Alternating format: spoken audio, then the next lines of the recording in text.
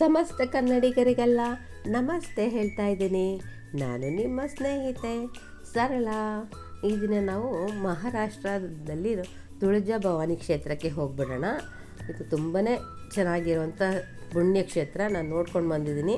ನಾನು ಟ್ರಾವೆಲ್ಸಿಂದ ಟ್ರಿಪ್ ಹೋಗಿದ್ದೆ, ಶಿರ್ಡಿ ಪ್ರಭು ಟ್ರಾವೆಲ್ಸಿಂದ. ತುಂಬಾ ಚೆನ್ನಾಗಿದೆ, ನಿಮಗೆ ತೋರಿಸ್ಕೊಡ್ತೀನಿ. ಇದು ಬೆಂಗಳೂರಿನಿಂದ 700 ಕಿಲೋಮೀಟ್ರ್ ದೂರದಲ್ಲಿದೆ. ಸೊಲ್ಲಾಪುರದಿಂದ 45 ಕಿಲೋಮೀಟ್ರ್ ದೂರದಲ್ಲಿದೆ. ನಾವು ಶಿವಮೊಗ್ಗದಿಂದ ಹೋದಾಗ 530 ಕಿಲೋಮೀಟ್ರ್ ದೂರ ನಮಗೆ ಗೊತ್ತಾಯಿತು. ಬೆಂಗಳೂರಿನಿಂದ ನ್ಯಾಷನಲ್ ಹೈವೇ ಮೂಲಕ ಸೊಲ್ಲಾಪುರದ ಮಾರ್ಗವಾಗಿ ಹೋಗ್ಬೋದು. ಶಿವಮೊಗ್ಗದಿಂದ ಕೂಡ ಬಿಜಾಪುರ ಸೊಲ್ಲಾಪುರ ಮಾರ್ಗವಾಗಿಯೇ ಹೋಗಬೇಕು. ಸುಮಾರು 9 ಗಂಟೆಗಳ ಸುದೀರ್ಘ ಪ್ರಯಾಣ ಇರುತ್ತೆ. ಇದು ಸತಿದೇವಿಯ 51 ಶಕ್ತಿಪೀಠ ಇದೆಯಲ್ಲ, ಆ 51 ಶಕ್ತಿಪೀಠದಲ್ಲಿ ಇದು ಕೂಡ ಒಂದಾಗಿರುತ್ತೆ. ಇದು ಪಂಡ್ರಾಪುರದಿಂದ 121 ಕಿಲೋಮೀಟ್ರ್ ದೂರದಲ್ಲಿದೆ. ಪಂಡ್ರಾಪುರದಿಂದ ಹೋಗೋದಾದರೆ ಮಾರ್ಗ ಮಧ್ಯದಲ್ಲಿ ರಿದ್ದಿ ಸಿದ್ಧಿ ಗಣಪತಿ ದೇವಾಲಯ ಕೂಡ ಇದೆ. ಸಹ್ಯಾದ್ರಿ ಪರ್ವತದ ಉಪಶ್ರೇಣಿಯಾದ ಯಮುನಾಚಲ ಶ್ರೇಣಿಯಲ್ಲಿ ಈ ತಾಯಿ ನೆಲೆಸಿದ್ದಾಳೆ. ಈ ದೇವಸ್ಥಾನ ಕೋಟೆಯ ಒಳಗಡೆ ಇದೆ. ಅಂದರೆ ದೇವಸ್ಥಾನ ಸುತ್ತಲೂ ಕೋಟೆ ಕಟ್ಟಿದ್ದಾರೆ. ಹೊರಗಿನಿಂದ ಬಂದವ್ರಿಗೆ ಇಲ್ಲಿ ದೇವಸ್ಥಾನ ಇರೋದು ಗೊತ್ತಾಗೋದೇ ಇಲ್ಲ. ಯಾವುದೋ ಕೋಟೆನೇ ಇರ್ಬೋದು ಅನ್ನೋಂಗೆ ಕಾಣುತ್ತೆ. ಅಂದರೆ ಮತಾಂಧರಿಂದ ರಕ್ಷಣೆಗೋಸ್ಕರ ಹೀಗೆ ದೇವಾಲಯನ ನಿರ್ಮಿಸಿದ್ದಾರೆ ಅಂತ ಹೇಳಲಾಗತ್ತೆ. ದೇವಸ್ಥಾನದ ಪಕ್ಕದಲ್ಲಿ ಭಕ್ತಿ ನಿವಾಸ ಅಂತ ಒಂದು ಉಳ್ಕೊಳ್ಳೋಕ್ಕೆ ಲಾಡ್ಜ್ ಇದೆ. ಇದು ದೇವಸ್ಥಾನದ ವತಿಯಿಂದ ಇರುವಂಥ ವ್ಯವಸ್ಥೆ ಇದೆ. ಇದು ದೇವಸ್ಥಾನದ ವತಿಯಿಂದ ಕಡಿಮೆ ವೆಚ್ಚದಲ್ಲಿ ನಮಗೆ ತಂಗಲು ವ್ಯವಸ್ಥೆ ಸಿಗತ್ತೆ. ದೇವರ ದರ್ಶನಕ್ಕೆ ಫ್ರೀ ಎಂಟ್ರಿ ಜೊತೆ 200 ರೂಗಳ ಪಾವತಿ ದರ್ಶನ ಕೂಡ ಇದೆ. ಇದನ್ನು ನಾವು ಆನ್ಲೈನ್ನಲ್ಲಿ ಕೂಡ ಬುಕ್ ಮಾಡ್ಕೊಳ್ಬೋದು. ಇಲ್ಲಿ ಧರ್ಮ ದರ್ಶನಕ್ಕೂ ಕೂಡ ಆಧಾರ್ ಕಾರ್ಡ್ ಇರಲೇಬೇಕು. ನಾವು ಯಾತ್ರಾಧಾಮ್ ವೆಬ್ಸೈಟ್ನಲ್ಲಿ ವಸತಿ ದರ್ಶನದ ಟಿಕೆಟ್ ಬುಕ್ ಮಾಡ್ಕೋಬೋದು. ದೇವಸ್ಥಾನಕ್ಕೆ 2-3 ಕಡೆಯಿಂದಲೂ ಪ್ರವೇಶ ದ್ವಾರ ಇದೆ. ಪ್ರವೇಶ ದ್ವಾರದಿಂದ ಮುಖ್ಯ ದರ್ಶನಕ್ಕೆ ಎಂಟ್ರಿ ಇರುತ್ತದೆ. ಎಲ್ಲೂ ಕೂಡ ಒಂದೇ ಥರನೇ ಜನಸಂದಣಿ ತುಂಬೇ ಇರುತ್ತೆ. ನಾವು 200 ರೂ ಟಿಕೆಟ್ನಲ್ಲಿ ದರ್ಶನಕ್ಕೆ ಹೋದ್ವು. ಅದು ಹಿಂದಿನ ದ್ವಾರದಿಂದ ಎಂಟ್ರಿ ಇತ್ತು. ಆದರೆ ನಮಗೆ ಯಾವುದು ಮುಖ್ಯ ದ್ವಾರ ಹೌದಾ ಅಲ್ವಾ ಅಂತಲೇ ತಿಳಿಯೋದಿಲ್ಲ. ಅಷ್ಟು ಜನಸಂದಣಿ ಎಲ್ಲ ಕಡೆ ಒಂದೇ ರೀತಿ ಇದ್ದೇ ಇರುತ್ತೆ. ಮಾರ್ಕೆಟ್ನಲ್ಲಿ ಪೂಜಾ ಸಾಮಗ್ರಿ, ಹರಕೆ ಸಾಮಗ್ರಿ, ಸೀರೆ, ಮಡ್ಲಕ್ಕಿ ಎಲ್ಲ ಕೂಡ ಅಂಗಡಿಗಳೇ ಇಟ್ಕೊಂಡು ಮಾಡ್ತಾ ಇರ್ತಾರೆ. ಈ ದೇವಿಗೆ ಬಳೆ ಅಂದರೆ ತುಂಬಾ ಇಷ್ಟ ಅಂತೆ. ಹಾಗಾಗಿ ಇಲ್ಲಿಂದ ಬಳೆ ತೆಗೆದುಕೊಂಡು ಹೋಗೋದು ಪದ್ಧತಿ. ದೇವಿಗೂ ಹರಕೆಯಲ್ಲಿ ಬಳೆ ಸಮರ್ಪಿಸ್ತಾರೆ. ಮತ್ತು ದೇವಿಯ ಪ್ರಸಾದ ಅಂತ ಇಲ್ಲಿಂದ ಬಳೆ ತಗೊಂಡು ಹೋಗಿ ಮನೆಯಲ್ಲಿ ಹೆಣ್ಮಕ್ಳಿಗೆ ಕೊಡೋದು, ಮದುವೆ ಆಗದಿರುವಂಥ ಹೆಣ್ಮಕ್ಳಿಗೆ ಕೊಡೋದು ಕೂಡ ಸಂಪ್ರದಾಯ. ಮನೇಲಿಟ್ಟು ಪೂಜೆ ಮಾಡೋದು ಕೂಡ ಸಂಪ್ರದಾಯ ಆಗಿರುತ್ತೆ. ಫಸ್ಟು ಇಲ್ಲಿಂದ ಹೋಗ್ಬೇಕಾದ್ರೆ ನಮಗೆ ಗಣಪತಿ ದೇವರ ದರ್ಶನ ಆಗತ್ತೆ. ಅಲ್ಲೇ ತಿಲಕನ ಇಟ್ಬಿಟ್ಟು ನಮಗೆ ಮುಂದೆ ಕಳಿಸ್ತಾರೆ. ನಂತರ 25-30 ಮೆಟ್ಲನ್ನ ಕೆಳಗಡೆ ಇಳಿದು ಹೋಗಬೇಕು. ನಂತರ ಮತ್ತೆ ಮೆಟ್ಲು ಇಳಿಯೋದು ಹತ್ತೋದು ತುಂಬ ರಶ್ ಇತ್ತಲ್ಲ, ಹಾಗಾಗಿ ಎಲ್ಲೆಲ್ಲೋ ಲೈನ್ಗಳನ್ನೆಲ್ಲ ಮಾಡಿದರು. ಹಾಗಾಗಿ ಆ ಒತ್ತಡನ ನಾವು ಸಹಿಸ್ಕೊಂಡು ಮೆಟ್ಲು ಹತ್ತು ಇಳಿದು ಹೋದ್ವಿ. ಇಲ್ಲಿ ಮೊದಲಿಗೆ ಕಲ್ಲಡಕ ತೀರ್ಥ ಅಂತ ಇದೆ, ಗೋಮುಖ ತೀರ್ಥ, ವಿಷ್ಣು ತೀರ್ಥ ಅಂತ ತೀರ್ಥ ಸ್ನಾನ ಮಾಡೋವಂಥ ಪದ್ಧತಿ ಇದೆ ಇಲ್ಲಿ. ಈ ಸ್ನಾನ ಇಲ್ಲಿ ಮಾಡಿಬಿಟ್ಟೆ ಮುಂದಕ್ಕೆ ಹೋಗ್ತಾರೆ. ನಮ್ಮಂಥ ಟ್ರಾವೆಲ್ಸ್ನವರು ಮಾಡೋಕ್ಕಾಗಲ್ವಲ್ಲ, ನಾವು ನೀರನ್ನ ತಲೆ ಮೇಲೆ ಚುಮ್ಕಿಸ್ಕೊಂಡು ಮುಂದೆ ಹೋದ್ವಿ. ಈ ತೀರ್ಥ ಸ್ನಾನದಿಂದ ಚರ್ಮವ್ಯಾಧಿ ನಿವಾರಣೆ ಆಗುತ್ತೆ ಅಂತ ಹೇಳ್ತಾರೆ. ಈ ದೇವಸ್ಥಾನ ಶಿವಾಜಿ ಮಹಾರಾಜರು ಮನೆ ದೇವರು ಕೂಡ. ಈ ದೇವಸ್ಥಾನ ಶಿವಾಜಿ ಮಹಾರಾಜರ ತಂದೆ ಶಹಜಿ ಭೋಸ್ಲೆ ಇದ್ದಾರಲ್ಲ, ಅವ್ರ ಕಾಲದಲ್ಲಿ ಪುನರ್ ನಿರ್ಮಾಣ ಆಗಿದೆಯಂತೆ.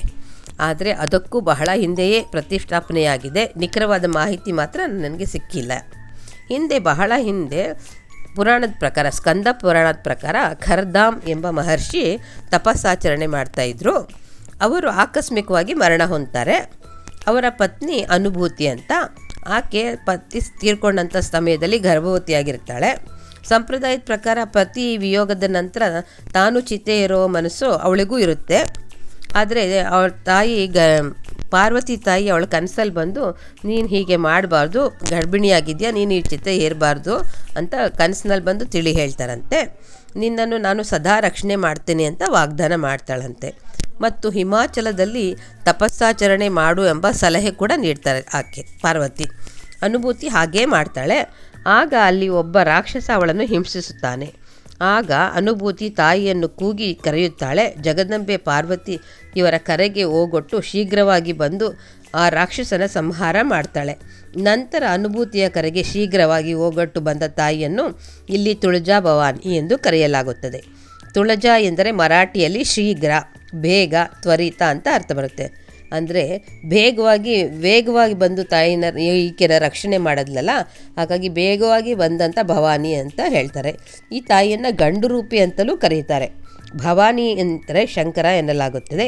ಹೇಗೆ ನಮ್ಮನ್ನು ಕೊಲ್ಲೂರು ಮೂಕಾಂಬಿಕೆಯನ್ನು ಗಂಡು ರೂಪಿ ಎನ್ನಲಾಗುತ್ತದೆಯೋ ಹಾಗೆ ಇಲ್ಲೂ ಕೂಡ ಈ ತುಳಜಾ ಭವಾನಿನ ಗಂಡು ರೂಪಿ ಅಂದರೆ ಶೌರ್ಯವಂತಲೆ ಅನ್ನೋ ಥರ ಅರ್ಥ ಬರುತ್ತೆ. ಈ ಶಿಲೆ ಸಾಲಿಗ್ರಾಮ ಶಿಲೆಯಾಗಿದೆ. ಇದು ಸ್ವಯಂಭೂ ವಿಗ್ರಹ ಅಂತ ಹೇಳ್ತಾರೆ. ಯಾರು ಇದನ್ನು ಕೆತ್ತಿದ್ದಲ್ಲ ಅಂತ ಕೂಡ ಹೇಳ್ತಾರೆ. ತಾಯಿ ಜೀವಂತವಾಗಿ ಬಂದು ಇಲ್ಲಿ ನೆಲೆಸಿದ್ದು. ಈ ತಾಯಿ ವಿಗ್ರಹದ 3 ಅಡಿ ಎತ್ತರ ಇದೆ ಅಂತ ಹೇಳ್ತಾರೆ. 8 ಕೈನ ಇದೆ ದೇವಿಗೆ. ಈ ದೇವಾಲಯದಲ್ಲಿ ಚಿಂತಾಮಣಿ ಶಿಲೆ ಕೂಡ ಇದೆ. ಇದನ್ನು ನೀವಿಲ್ಲಿ ನೋಡ್ಬೋದು. ಭಕ್ತರು ಭಕ್ತಿಯಿಂದ ತಮ್ಮ ಮನೋಕಾಮನೆಯನ್ನು ದೇವರಲ್ಲಿ ನಿವೇದಿಸಿದ್ದೇ ಆದರೆ ಅದು ನೆರವೇರುತ್ತೆ. ಆದರೆ ಈ ಕಲ್ಲು ಬಂಡೆ ತಿರುಗುತ್ತಂತೆ. ಇಲ್ಲವಾದಲ್ಲಿ ಎಡಗಡೆಗೆ ತಿರುಗಿಬಿಡುತ್ತೆ. ನಾವು ನೆರವೇರುತ್ತೆ ಅನ್ನೋದಾದರೆ ಬಲಗಡೆಗೆ ತಿರುತ್ತೆ, ನೆರವೇರಲ್ಲ ಅನ್ನೋದಾದರೆ ಎಡಗಡೆಗೆ ತಿರುತ್ತೆ. ನಿಧಾನವಾಗಿ ನೆರವೇರುತ್ತದೆ ಅನ್ನೋದಾದರೆ ಸ್ಥಿರವಾಗಿಯೇ ಇರುತ್ತಂತೆ. ಈ ಜನರು ಇಲ್ಲಿ ಶಿವಾಜಿ ಮಹಾರಾಜರು ಯಾವುದೇ ಪ್ರಮುಖ ಕೆಲಸಕ್ಕೆ ಹೋಗಬೇಕಾದ್ರೆ ಅಥವಾ ಯುದ್ಧಕ್ಕೆ ಹೋಗಬೇಕಾದ್ರೆ ಈ ಚಿಂತಾಮಣಿ ಶಿಲೆನ ಮೇಲೆ ಕೈ ಇಟ್ಟು ಅಪ್ಪನೆ ಕೇಳಿಕೊಂಡೇ ಅವರು ಮುಂದೆ ಹೋಗ್ತಾ ಇದ್ರಂತೆ. ಈ ದೇವಾಲಯದಕ್ಕೆ ಹಳೆ ಹೆಸರು ಏನಪ್ಪ ಅಂದರೆ ಚಿಂಚುಪುರ ಅಂತ ಕರಿತಾ ಇದ್ರಂತೆ. ಇಲ್ಲಿ ಅಧಿಕವಾಗಿ ಹುಣಸೆ ಹಣ್ಣು ಬೆಳೀತಾ ಇದ್ದರು. ಹಾಗಾಗಿ ಮರಾಠಿಯಲ್ಲಿ ಚಿಂಚು ಎಂದರೆ ಹುಳಿ ಅಂತ ಹೇಳಲಾಗುತ್ತಂತೆ. ಹಾಗಾಗಿ ಚಿಂಚುಪುರ ಅಂತ ಕರೀತಾ ಇದ್ರು. ಒಮ್ಮೆ ಶಿವಾಜಿಯ ವೈರಿ ಅಫ್ಜಲ್ ಖಾನ್ ಈ ಪ್ರದೇಶದ ಮೇಲೆ ದಂಡೆತ್ತಿ ಬರ್ತಾನೆ. ಈ ದಾಳಿಕೋರನ ಬಗ್ಗೆ ಈ ತಾಯಿ ಈ ದೇವಸ್ಥಾನದಲ್ಲಿ ಅರ್ಚಕರ ಕನಸಿನಲ್ಲಿ ಬಂದು ಈ ಮತಾಂಧರಿಂದ ದೇವಾಲಯವನ್ನು ರಕ್ಷಿಸು ಅಂತ ಹೇಳಿ ವಿಗ್ರಹವನ್ನು ಬೇರೆ ಕಡೆ ಸ್ಥಳಾಂತರಿಸು ಅಂತ ಕನಸಲ್ಲಿ ಸೂಚನೆ ಮಾಡಿರ್ತಾರಂತೆ. ಹಾಗಾಗಿ ದೇವಿಯನ್ನು ವಿಗ್ರಹಕ್ಕೆ ಬದಲಾಗಿ ಬೇರೆ ವಿಗ್ರಹನ ತಂದು ಇಲ್ಲಿ ಇಟ್ಟಿರ್ತಾರಂತೆ. ಹಾಗಾಗಿ ಮತ್ತೊಂದು ವಿಶೇಷತೆ ಅಂದರೆ ಪ್ರತಿ ದೇವಸ್ಥಾನದಲ್ಲಿ ಗರ್ಭಗುಡಿ ವಿಗ್ರಹನ ಎಲ್ಲೂ ಸಡಿಲಿಸಲ್ಲ. ಉತ್ಸವ ಮೂರ್ತಿನ ಮಾತ್ರ ಎಲ್ಲ ಕಡೆ ಓಡಾಡಿಸ್ತಾರಲ್ವ. ಆದರೆ ಈ ದೇವಸ್ಥಾನದಲ್ಲಿ ಗರ್ಭಗುಡಿ ವಿಗ್ರಹನೇ ವರ್ಷದಲ್ಲಿ 3 ಸತಿ ಗರ್ಭಗುಡಿಯಿಂದ ಹೊರಗಡೆ ತೆಗಿತಾರೆ. ಹಾಗಾಗಿನೇ ಇವರು ಗರ್ಭಗುಡಿಯಲ್ಲಿ ನಿಂತಿರೋದು ವಿಗ್ರಹನ ಹೊರಗಡೆ ತೆಗೆದಿದ್ರು ಅಂತ ಹೇಳ್ತಾರೆ. ವಿಜಯದಶಮಿ ದಿನ ತಾಯಿ ಶಯನ ಮಂದಿರಕ್ಕೆ ಹೋಗ್ತಾಳಂತೆ. ನಂತರ ಆಶ್ವಯುಜ ಸೀಗೆ ಹುಣ್ಣಿಮೆ ದಿನ ಶಯನದಿಂದ ಎದ್ದು ಗರ್ಭಗುಡಿಗೆ ಸೇರ್ತಾಳೆ. ಅಲ್ಲಿಯವರೆಗೆ ದೇವಿಯನ್ನು ಶಯನ ಮಂದಿರದಲ್ಲೇ ಭಕ್ತರು ದರ್ಶನ ಪಡೆಯಬೇಕು. ನಾವು ಹೋಗಿದ್ದಾಗಲೂ ಕೂಡ ಆ ತಾಯಿಯನ್ನು ಶಯನ ಮಂದಿರದಲ್ಲೇ ಮಲಗಿದ್ದಂತೆ ದರ್ಶನ ಪಡೆದ್ವು. ಮತ್ತೊಂದು ವಿಶೇಷತೆ ಅಂದರೆ ತಾಯಿ ಶಿವಾಜಿ ಮಹಾರಾಜರಿಗೆ ಖಡ್ಗವನ್ನು ಕೊಟ್ಟಿರೋಂಥ ಒಂದು ಕಥೆ ಇದೆ. ಒಮ್ಮೆ ಮಹಾರಾಜರು ಸಂಚಾರ ಹೊರಟಾಗ ಒಬ್ಬ ಸುಂದರ ಮಹಿಳೆಯನ್ನು ಕಂಡರು. ಹೇಳಿ ಕೇಳಿ ಮಹಾರಾಜ ಸೌಂದರ್ಯಕ್ಕೆ ಮಾರು ಹೋದರು. ಮಹಿಳೆಯನ್ನು ಪಾಣಿಗ್ರಹಣಕ್ಕೆ ಆಮಂತ್ರಿಸಿದ್ರಂತೆ. ಮಹಿಳೆ ಕೋಪಗೊಂಡು ನಿನ್ನ ಸೊಕ್ಕನ್ನು ಅಡಗಿಸ್ಬೇಕು, ನಾನು ಮುರಿಯಬಲ್ಲೆ ಅಂತ ಹೇಳಿಬಿಟ್ಟು ನನ್ನ ಜೊತೆಗೆ ನೀನು ಪಗಡೆ ಆಡು, ನೀನು ಗೆದ್ದರೆ ನಿನ್ನನ್ನು ನಾನು ಮದುವೆ ಆಗ್ತೀನಿ ಅಂತ ಹೇಳ್ತಾರಂತೆ. ನೋಡಿ, ಇದೇನೇ ಭವಾನಿ ಶಂಕರ. ಹಾಗಾಗಿ ನಿನ್ನನ್ನು ಮದುವೆ ಆಗ್ತೀನಿ ಅಂತ ಹೇಳಿದ್ಲಲ್ಲ ಆ ತಾಯಿ. ಶಿವಾಜಿ ಮಹಾರಾಜರು ಪಗಡೆ ಆಡ್ತಾಯಿದ್ರು. ಗೆಲ್ಲುವುದೇ ಎಷ್ಟು ಆಟ ಆಡಿದ್ರೂ ಗೆಲ್ಲೋದೇ ಇಲ್ಲ ಅಂತೆ.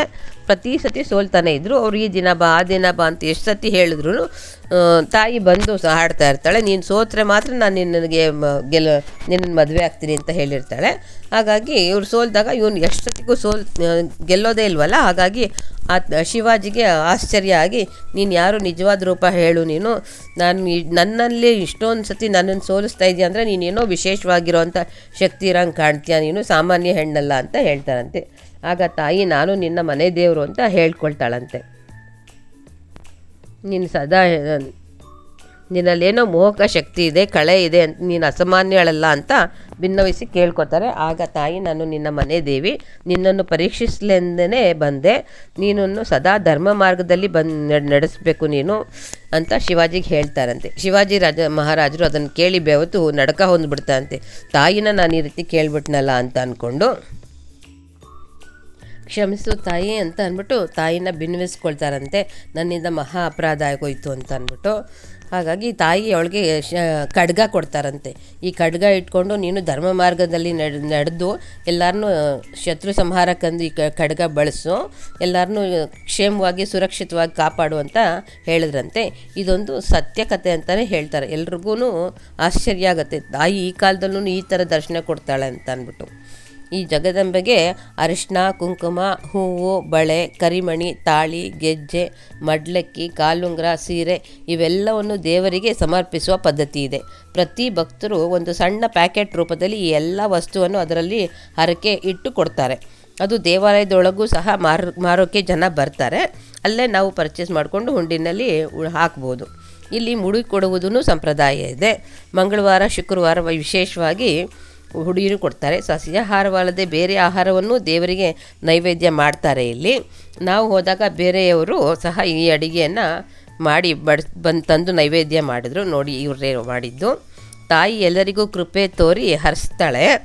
ಅಂತೂ 12 ಶತಮಾನಕ್ಕೆ ಹಿಂದಿನ ದೇವಾಲಯವನ್ನು ನಿಮಗೆ ತೋರಿಸಿ ನನ್ನ ಕೈಲಾದ ಮಟ್ಟಿಗೆ ವಿಷಯದ ಪರಿಚಯ ಮಾಡಿಸಿದ್ದೇನೆ. ಇಷ್ಟವಾದರೆ ಸಹಕರಿಸಿ, ಪ್ರೋತ್ಸಾಹಿಸಿ, ತಾಯಿಯ ಕೃಪೆಗೆ ಪಾತ್ರರಾಗಿ ನಮ್ಮ ಚಾನಲನ್ನು ಸಬ್ಸ್ಕ್ರೈಬ್ ಮಾಡ್ಕೊಳ್ಳಿ.